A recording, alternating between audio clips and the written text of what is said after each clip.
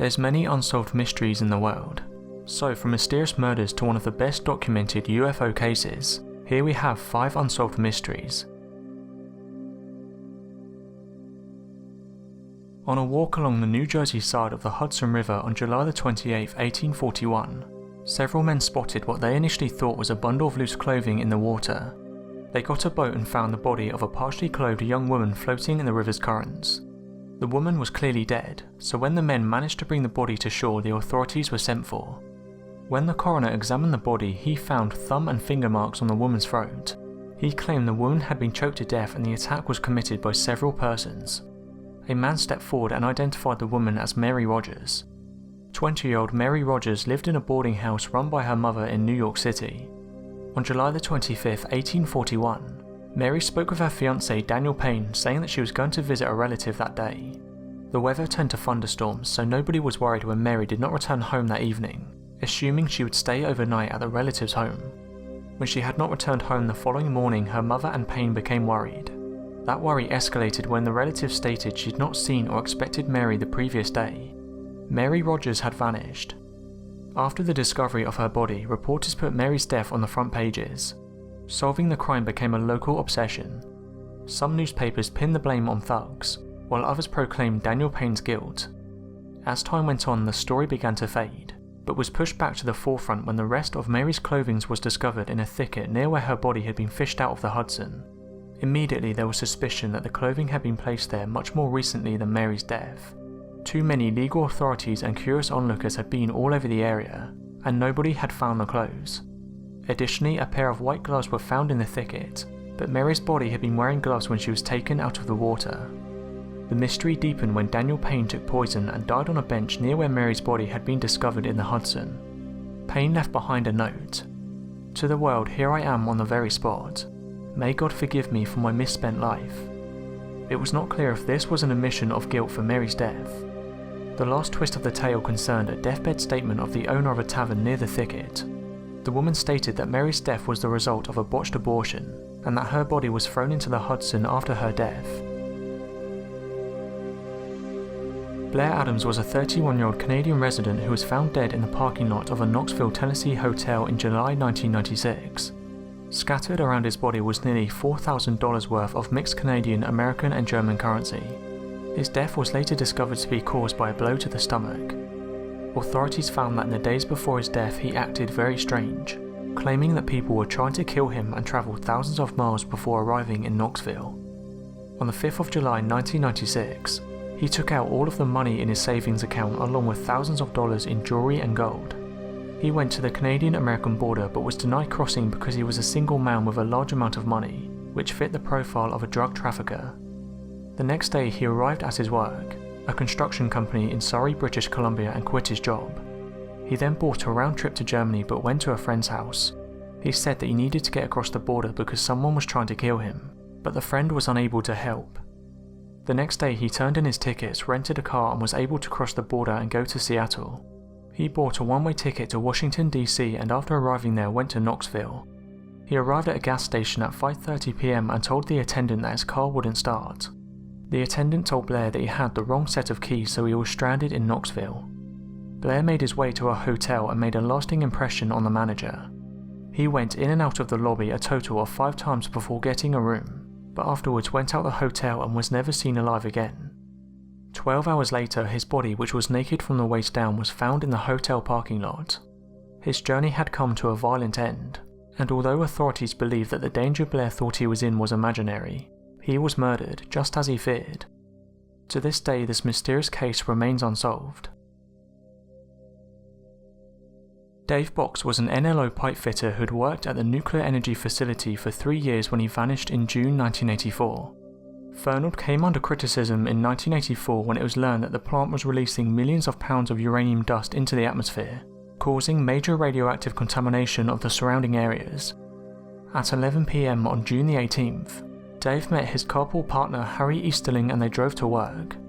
Dave inspected the pipes throughout the facility. Only the maintenance crew and security worked during the graveyard shift. Dave started work at 12 AM and was given assignment to look at the pump in Building 8.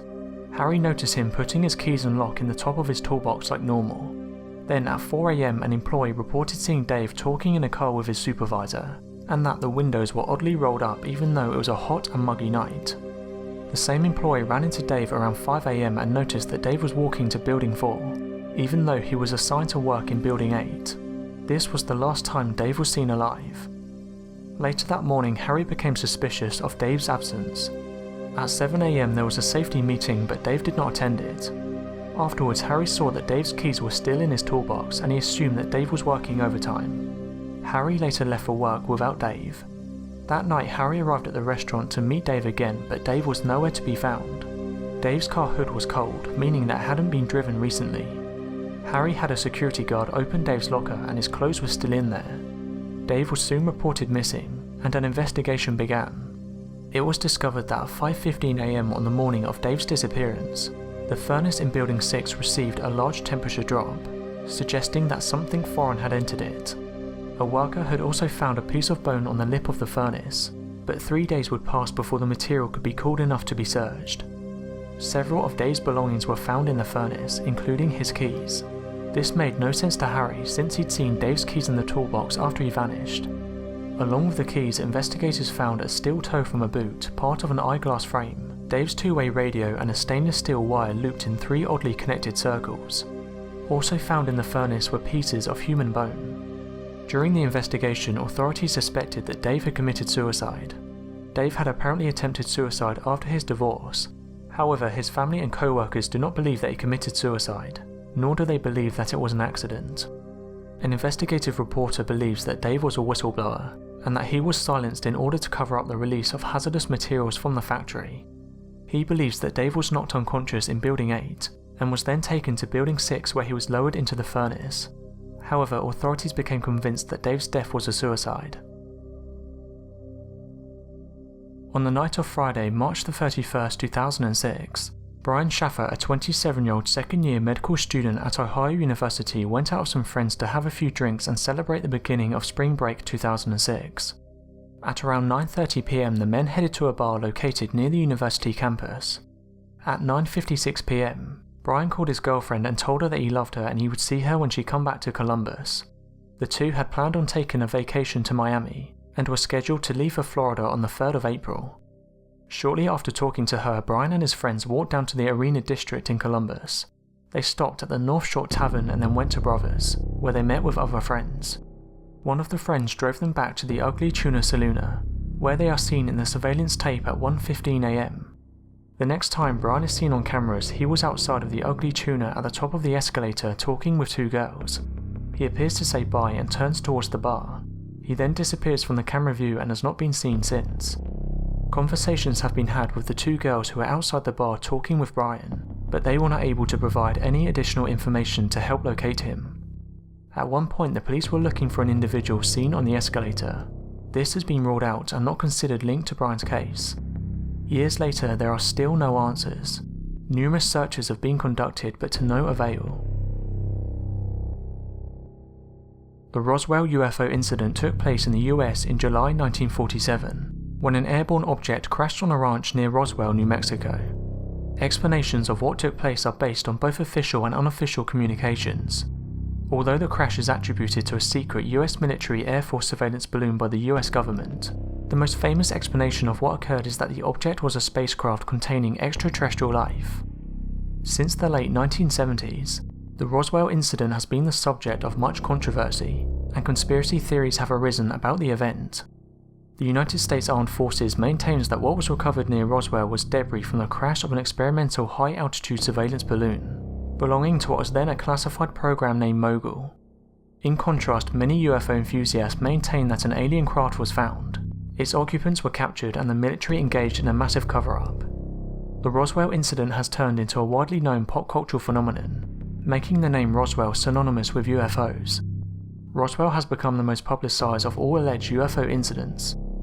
On July 8, 1947, the Roswell Army Airfield Public Information Officer Walter Holt issued a press release stating that personnel from the field's 509th Operation Group had recovered a flying disc, which had crashed on a ranch near Roswell. Later that day, the press reported that Commanding General of the 8th Air Force Roger Ramey had stated that a weather balloon was recovered. A press conference was held featuring debris said to be from the crashed object, which seemed to confirm its description as a weather balloon. Incredibly, the public believed this and the incident faded from the attention of UFO researchers for over 30 years. In 1978, physicist and ufologist Stanton Friedman interviewed Major Jesse Marcel, who was involved with the original recovery of the debris in 1947. Marcel expressed his belief that the military covered up the recovery of an alien spacecraft. His story spread through UFO circles, being featured in some UFO documentaries at the time. In February 1980, the National Enquirer ran its own interview with Marcel, gathering national and worldwide attention for the Roswell incident. Additional witnesses added significant new details, including claims of a large-scale military operation dedicated to recovering alien craft and aliens themselves. In 1989, former mortician Glenn Dennis put forward a detailed personal account, wherein he claimed alien autopsies were carried out at the Roswell base. In response to these reports and after United States congressional inquiries, the General Accounting Office launched an inquiry and directed the Office of the United States Secretary of the Air Force to conduct an internal investigation. The results were summarized in 2 reports. The first, released in 1995, concluded that the reported recovered material in 1997 was likely debris from Project Mogul. The second report, released in 1997, concluded reports of recovered alien bodies were likely a combination of transformed memories of military accidents involving injured or killed personnel. The Roswell incident continues to be of interest in popular media, and conspiracy theories surrounding the event persist. So that was 5 unsolved mysteries. Thanks for watching, and don't forget to subscribe for more countdown videos.